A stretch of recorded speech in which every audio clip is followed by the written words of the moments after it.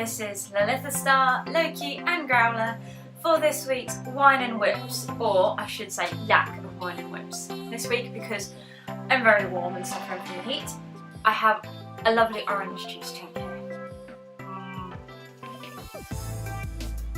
Because I am thirsty as all hell. So, true to my word, I am changing the way that I'm doing this Wine and Whips. This is the intro for the video. The outro may be slightly different, with me wearing different clothes. We'll see how this goes. I am going to do a lot of recording today. Today is actually a Sunday. This will go out on a Friday, depending on how I do during the week with all of my art projects. Now, on last Wine and Whips, I just have a couple of things to talk about from last week, or bi-weekly, 2 weeks ago, whichever it is. I was working on a dragon plushie. Now, unfortunately, my sewing machine, I love my sewing machine, it's amazing.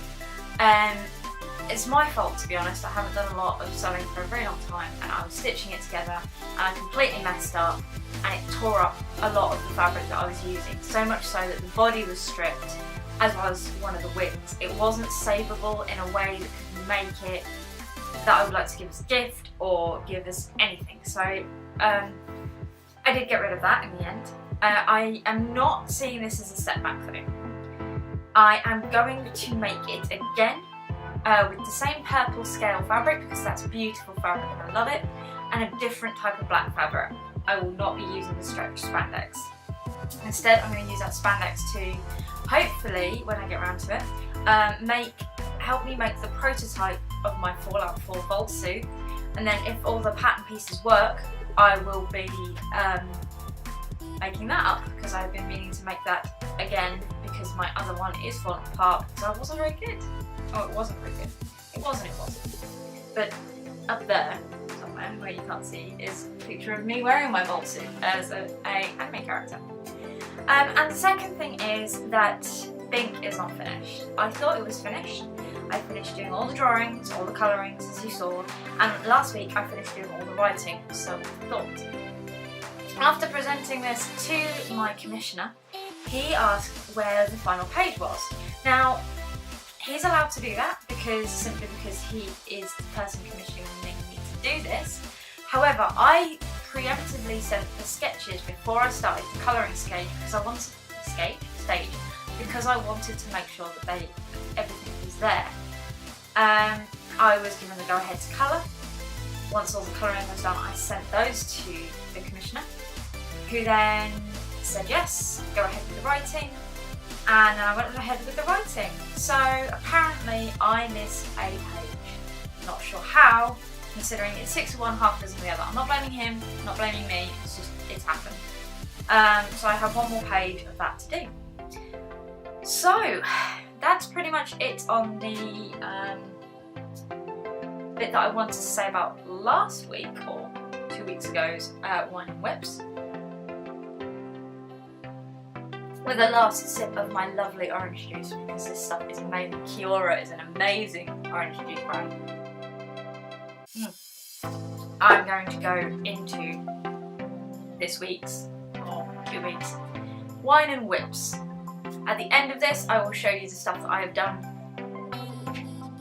What are we doing? The whips, the works in progress. And until then, at the end of the video, I will see you later. So this is an unfinished project. I know I said I would do all the whips at the end of the video, but I can't actually show you this at the moment because it's on my altar. This is a tiny little Fenrir horn stand. Now, I actually now have a horn stand for my drinking horn, which is lovely and beautiful, and I'll show you at some point. But this little Fenrir is absolutely adorable. I made it out of air-dried clay, and he does support the horn for when I'm drinking, but because the air-dry clay has shrunk, it's a little bit tight around the edges, and I just thought it would make a really nice offering instead to Fenrir. I know some of you will be like, oh, you're pagan, blah blah blah, sky gods and all that crap, imaginary people. Well, that's your opinion, and I allow you to have that opinion. However, I'm sorry, I had a drink. I really just look at this as a sculpture. I haven't really done much with air dry clay before. The most proudest thing that I've ever made was actually a Pele volcano, but I made this at the same time as the volcano. I made it as his horn stand. He does work, he just needs a little bit of paint and some other bits and pieces, and I have been recommended to paint him as Fenrir, so therefore it is Fenrir. Okay, the next thing that I'm going to show you, I can't remember if I've already shown you because this video is actually the second attempt at doing this video because it all went horribly wrong, got corrupted and all that kind of stuff. So this is one of 6 survivor characters, well not survivor characters, they're companions for the Angry Neighbours expansion of Zombicide. So as you may remember, I have finished painting off all of my seekers, so now I'm working on the companions, and this was the first one. Excuse me, I've got hiccups. A little bit of wind. And that I completed, which is the Sniper. I'm really proud of her, but at the same time I'm not. The lines are a bit too thick, and you'll see in a later couple of models that I have made that I have got a lot better, and I will also explain why when we get round to those. So that was the first model. Okay, as I said, normally I don't show stuff about my paganism and stuff like that because I know that some people don't like it. However, I am super proud of this. This is my dedication for my Book of Shadows, or my grimoire, whatever you want to call it, that I've made up myself and handwritten in calligraphy style, and I was super proud about the way that I did this and how good it looks. Now I know there are some mistakes on the paper, but in the actual book I've cut it out and I've shaped it and it looks quite nice, so I'm super proud of this, so you're seeing it. Okay, so this is the first canvas painting that I have done in over 5.5 years. It may even be more than that. In fact, I think it's definitely more than that because the last proper canvas painting I did when I was still at school. So this is the first one I've done in about, oh gosh, 14 years. So this is for one of the creepypastas that I am writing. Reading. It's a super long creepypasta. Loki's just come to say hello. And I haven't, like I said, I haven't done this before. I've done a lot of nightscapes for my creepypastas that have been, well, they're not my creepypastas, for the creepypastas that I've done narrations for. I've done a lot of them as watercolours. Ow, Loki, you failed at catting. And so Loki's been. Oh, and so this was what I did, I've started. It's not finished, it's nowhere near finished. I know I said I would show you all the whips that I was doing at the end for the outro, but that is not the case today, and I'm sorry because I had pictures and I thought I'd add this in, so you kind of stuck with it. I am super proud of the gradient effect that I have managed to do on this. I'm still trying to decide what I'm going to do over the top. I need to add in the stars in the night sky, and I may do kind of like the Wendigo skull over the top of this. And despite the fact that the story is not hugely about a Wendigo, it just seems to fit with what has been in my head when reading this creepypasta. So we'll see how this one goes when we get around to doing the rest of it. Of course, there is this little bit of art, air quotes, that you've already seen the creepypasta that I did this one for. It was actually more of a poem. I really enjoyed doing that. So if you've got any more creepy poems, or just poems in general you'd like me to read, give me a shout. It was a quick thing that I threw together because I literally didn't know what to do. And when I get like that, I just try the first thing that comes to mind. It doesn't always work. I mean, I'm not hugely proud of this. This didn't work hugely well. But it's gone into one of my journals as a proof of experiment and to show that myself that I can, do this kind of thing. Which is the most important thing to me, I think, is to just experiment and keep yourself going. The next thing I am adding to this little whipped video is a thumbnail artwork piece that you guys have seen several times, probably by now. It is the little chibi vampire that I created to go with my thumbnails for the Vampire Gaming Series. Series 1, because as we know, I do like 13 episodes and call it a series. And my idea has always been that I would do little drawings that go over the top of the thumbnails per series. And it's only been recently that I've managed to get back into drawing just enough to be able to get these done. I know I've done a lot of drawings over the years, and you may have seen some recently, but it's actually been really hard for me to pick up a pencil or get my PC tablet going recently, and I don't understand why. Possibly to do with what's going on in my head at the minute, what's going on at work, and all sorts of other stuff. Like, will you just sit still? So, yeah, she's not my best. She is the first in a long, hopeful line. And so, hopefully, you do like this little chibi vampire me. Seems very, very narcissistic, but it just made sense to put me into the thumbnail and try and put me in the game and see how that works out. So this is for series 1, air quotes, of Vampire. Okay, so as I have mentioned before, this is the second iteration of this video. So instead of just getting the cute little chibi, you have the thumbnail completed that I made for this Warframe video. So, along with the previous chibi, this chibi will be used for my first series, once again air quotes, of Warframe. I've got no doubt I will do more, hopefully, as time goes on. Once again, like I said, it seems narcissistic, but you know, it's no more narcissistic than the amount of people that put their face onto video game covers and stuff like that for their channel art. I just do my own drawings.